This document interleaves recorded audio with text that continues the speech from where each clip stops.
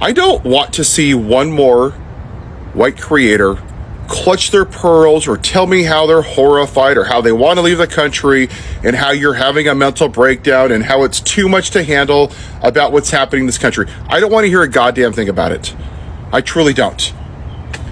You got a fraction of a fraction of a fraction of an inch what it's like to be black in this country. Feels pretty shitty, doesn't it? Yeah, it does. Do you know why we're here? It's because our demographic, primarily white men who this land was designed to benefit, didn't stand up with people of color, with our black brothers and sisters, with the Native Americans, with minorities, because it didn't affect them. That's why we're here. There is the class war, eat the rich, yes. This is about the original sin of this country. Make America white again, because that's what they want. Well, for those of you that are still wondering what it is they want, the white supremacist MAGA haters, that's what they want. They want white America. And they would rather burn the country to the ground than see a black woman sit in the White House. It's that simple. It has nothing to do with taxes or tariffs or making your life better or giving people a better wage. None of it matters. If a white man ran, that person would have won. And they couldn't stomach a black man sitting in the White House. It triggered them.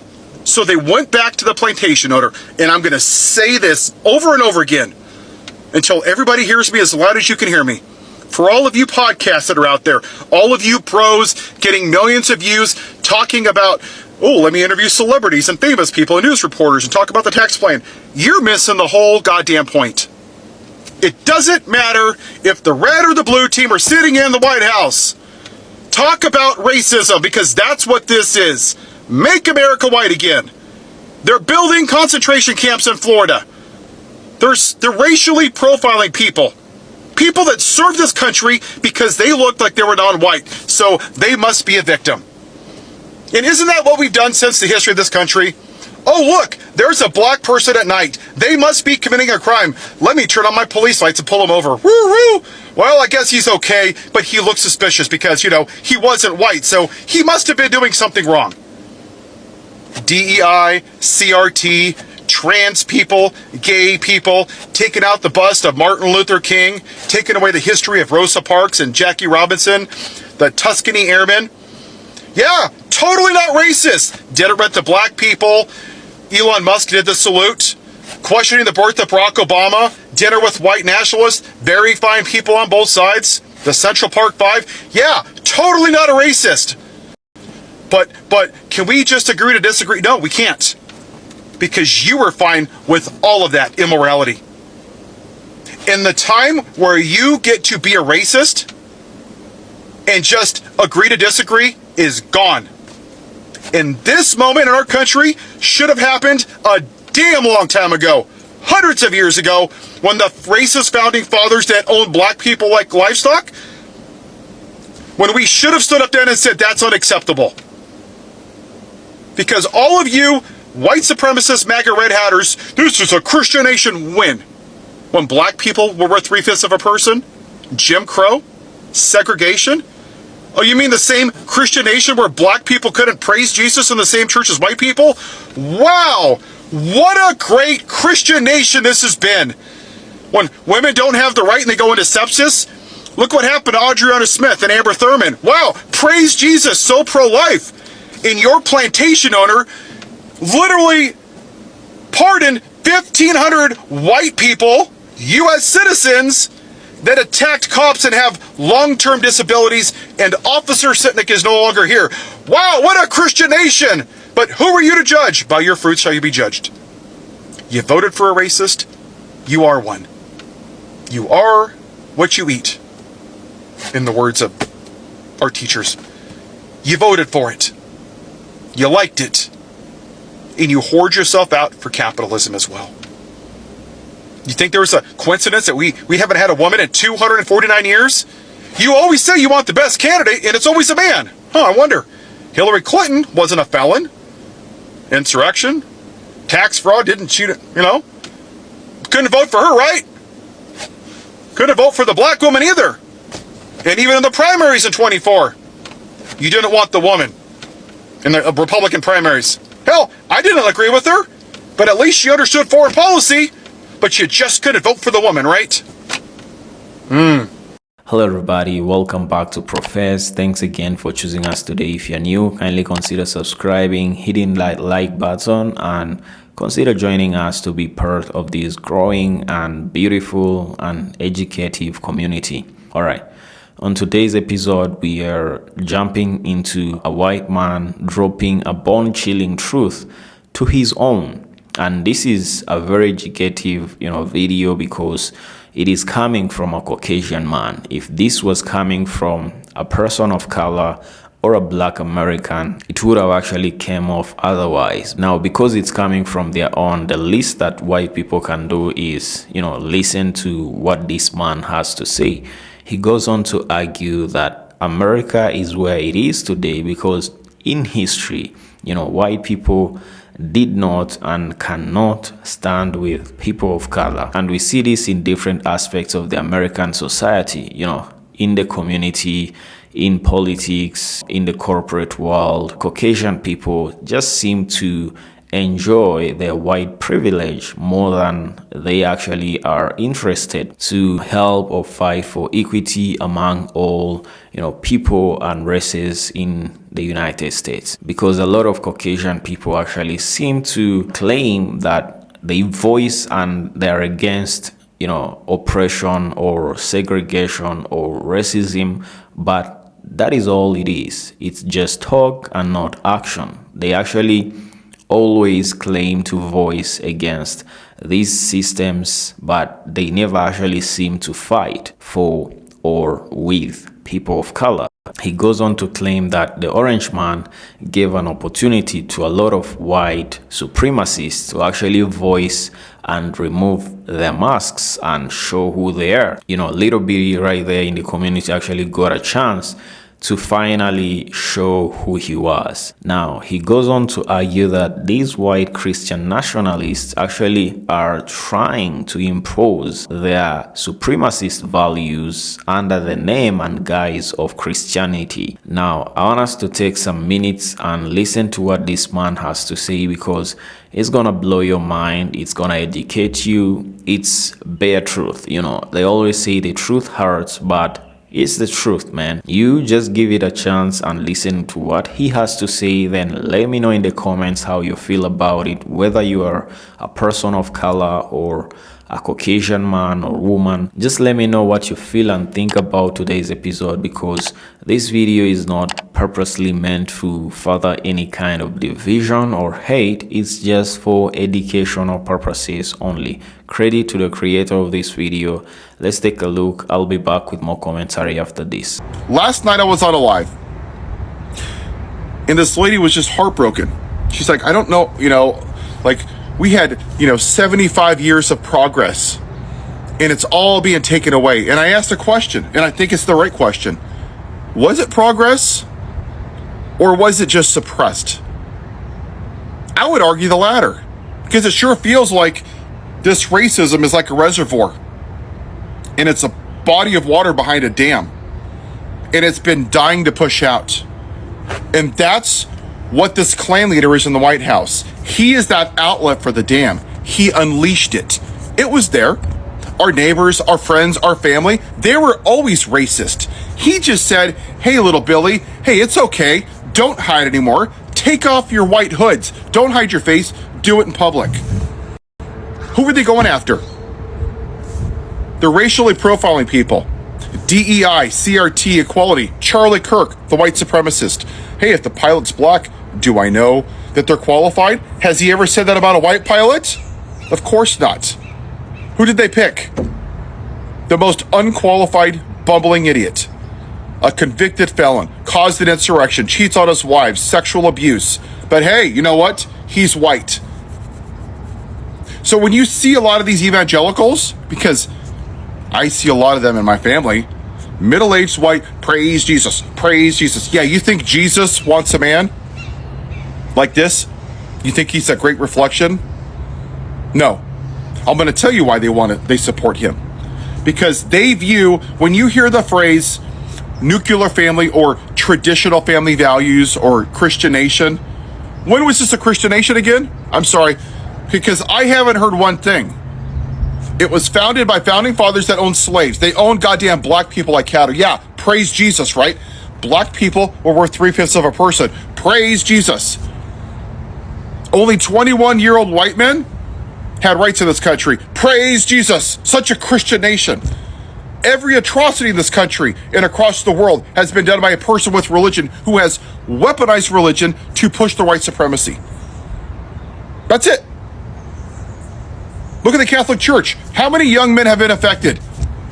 And none of you Catholics stood up. You still go to church and give your tithes while they pay out billions of dollars in civil lawsuits because it didn't affect you, so you don't give a damn.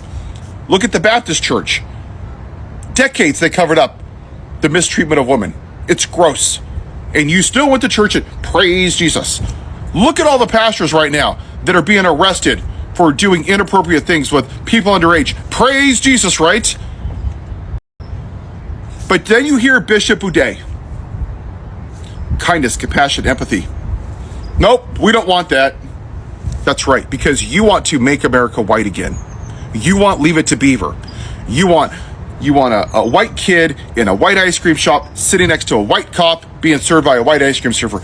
That's what you want. And for all of you middle-aged white people, you are scared to hell that that's going away. And when you hear Fox News, they have posted 244 pieces about trans people since February. Nothing about gun violence. Nothing about universal health care. Nothing about giving people a living wage. Actual policies that would make people's lives better. Because it questions their version of the traditional family.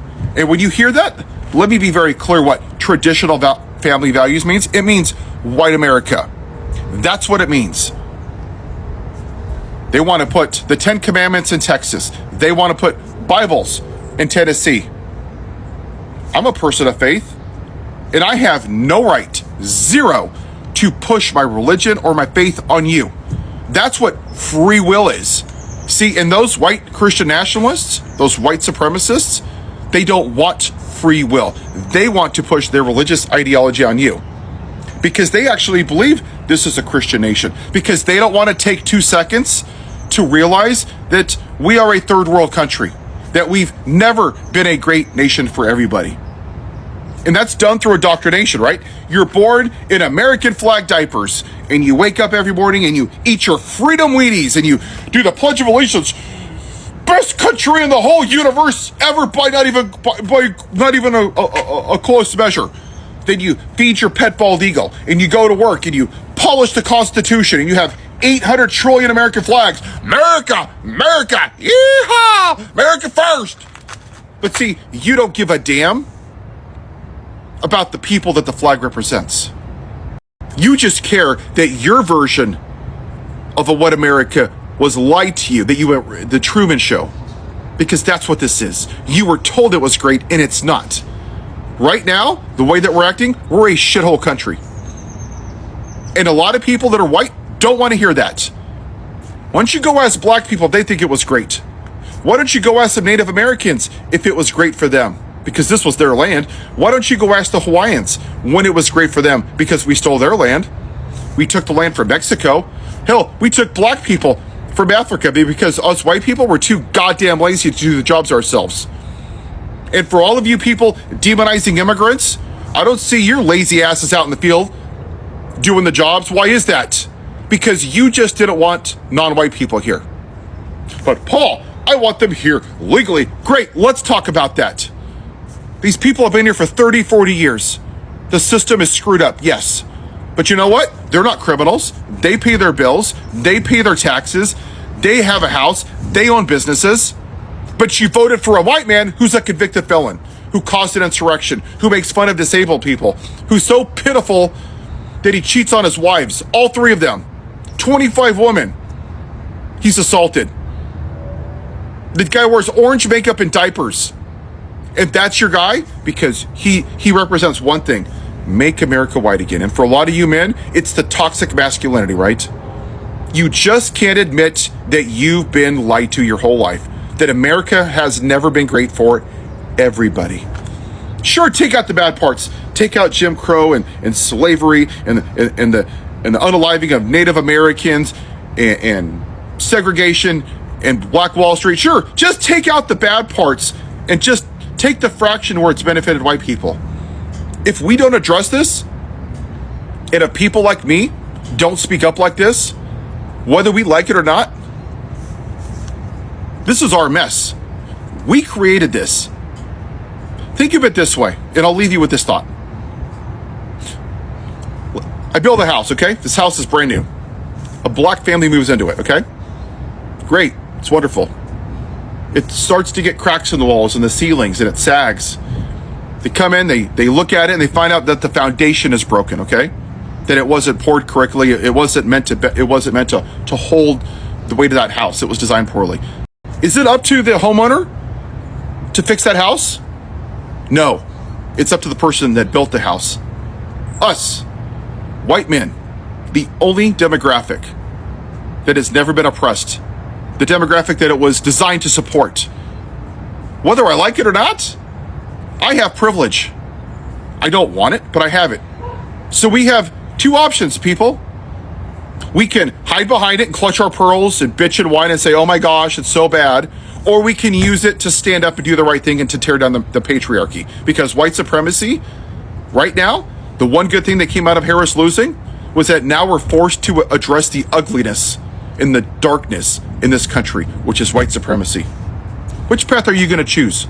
How is history going to remember you? Until we address the MAGA white supremacy in this country, because that's what it is. This is their Hail Mary. This is their moment to put everything out there. Everything else is a distraction. All the other crap going on. It's gaslighting. They're putting people in cages in Florida. You're okay with that? I'm not. And I'm going to say it one last time. You can use your white privilege to sit in your comfy, air-conditioned home and give thoughts and prayers to people, or you can do what I'm doing right now and get out there and speak about it. Call it out. Talk to your family members. Talk to the ones that wear the red hats. Make them feel uncomfortable. Hey, you know what? You took away my rights as a woman. I don't want you over here for Thanksgiving dinner. Think about that. Yeah, I know it's harsh. But that family member, that friend that allegedly loves you, is telling you what you can do with your body. That's not love, that's control. And I've had enough of people controlling other people. Because that's all we've done since the inception of this country is control people. Black people, Native Americans, women, Asians, Hispanics, immigrants, Muslims. That's all this country has done is demonize anybody that's not a straight white man. But if you sexually abuse a woman, praise Jesus, you get to be president because, hey, nobody's perfect, right? Call it out, people. That's the root of where we are. White supremacy.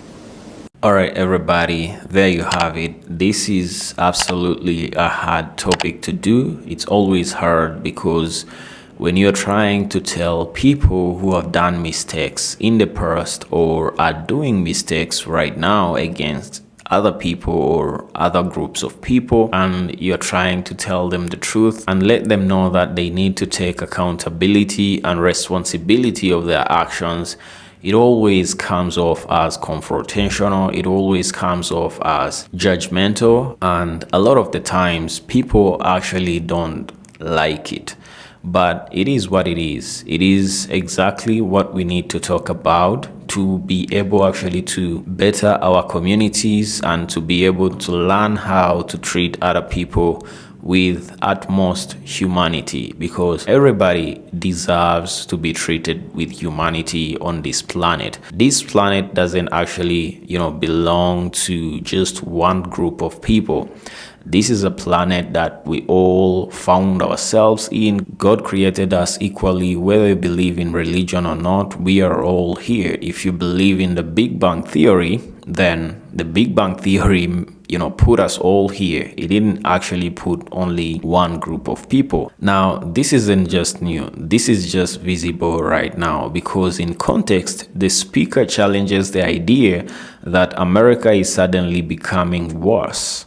And he argues that, racism, inequality, and injustice that many are now seemingly, alarmed about has always existed. It was just hidden. Now, if you're taking this into context, what you're now seeing isn't just the collapse of America. It is, the exposure of what has always been there. For many Black Americans, this is just another chapter in a long book that has never been closed. So it is the life that they have to go through each and every day because in their communities being underfunded, their schools being underfunded, with them being hit with a lot of profiling, we all know what actually they go through because this has never gone away. It is just the exposure of what's happening. Now, the creator actually also talks about, white privilege not being an insult, but being a responsibility. Because he goes on to say that white Americans feel a fraction of the oppression that the Black communities have endured. This is his point, that the discomfort that some feel now is actually a daily reminder to others.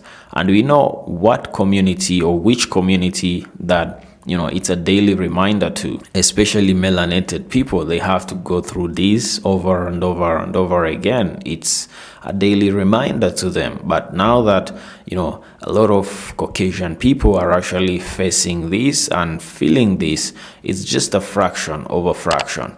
Now, it is exactly what they brought onto themselves by, voting against their own best interest for the orange man, but it doesn't mean that it hasn't been there. For other communities, it has always been there. He goes on to say that religion is being used as a tool instead of a moral compass.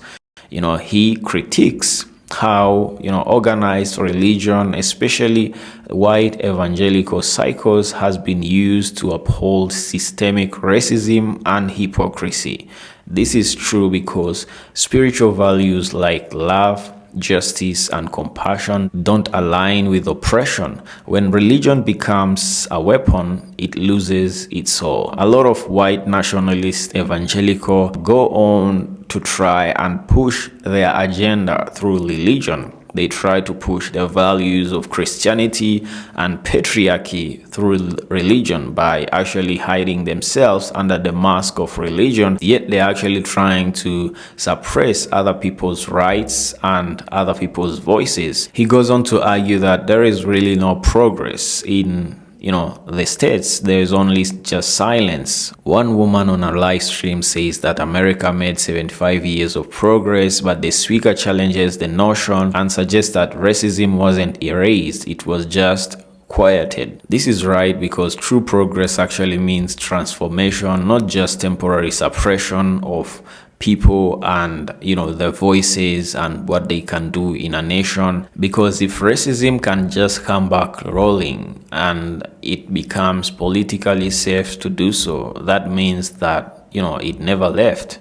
That is exactly the truth. It was just suppressed for some day until it was actually given voice politically by someone like who they elected into office, giving power and the platform for people to actually express what they were hiding within them. This is what's happening right now, the state of the nation that a lot of people actually seem not to understand. The speaker actually makes a good point that, a lot of these people, want to make America great again. But in real sense, what they want is to make America white again. And he goes on to say that MAGA is really about returning to a version of America where white people held unquestionable dominance. That is exactly what they want when they hide behind Christian values, patriarchy. These evangelical nationalists want to talk about traditional values, but we have to ask ourselves to whom? Who had actually the values? Who had the rights? Who had the land, the safety, and the opportunity, and who didn't? This is exactly the America that they want. This is exactly their version of a great America. And this is why he actually argues this version that they call a great America was an America of white dominance, and that's what they want. If that's what they want, then they want actually to make America white again. Let me know in the comments, guys. These are his comments, and that's why I started by saying that this coming from one of their own, a Caucasian man, maybe they're gonna take some time and listen to it instead of actually this coming from a person of color, which actually a lot of black folks have been saying for years and years. And finally, it's good to see that someone actually has been taking notes and someone has been vocal enough to voice it out and try to let his own know that they are in the wrong and they need to take responsibility and accountability of what they are doing to other groups of people. Now, he argues that racism is structural and not just personal, because the analogy of building a house on broken foundations illustrates that America's issues aren't just, about individuals being hateful. They're about institutions built with racial inequality embedded in them. Now, you can't fix cracks on the wall if the foundation itself is broken. We are not just dealing with incidents here. We are dealing with a system that actually was built unfairly since the start, since the foundation of the nation. And this is exactly what we need to deal with. This is structural. This is not just personal. And people need to understand that. People need to understand that this actually digs deep into the system. This is not just about one incident here or there. This is in too deep. This is structural, and it needs to be addressed as structural from the foundations. Now, lastly, let's talk about how inequality feels like oppression when you are used to privilege, because the fear of backlash from some white communities over diversity, equity, and inclusion. Equity reflects a misunderstanding. Equity doesn't take away your rights. It extends them to others, and that's how it needs to be, because if we are all equal, that means that I have my right and you have your right.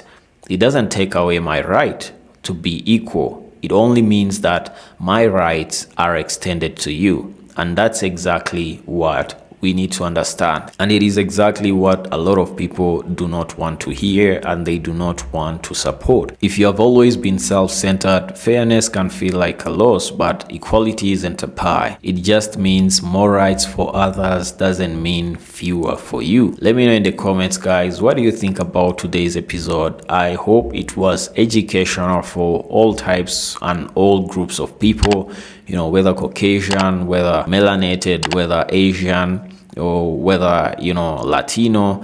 I hope that we can actually educate ourselves and find some educative information out of what this man is trying to voice out. Let me know in the comments, guys, what is your opinion on today's episode? I'm your presenter, Profez. If you're new, kindly consider subscribing, hit that like button. Let's see you on the next episode. Peace out.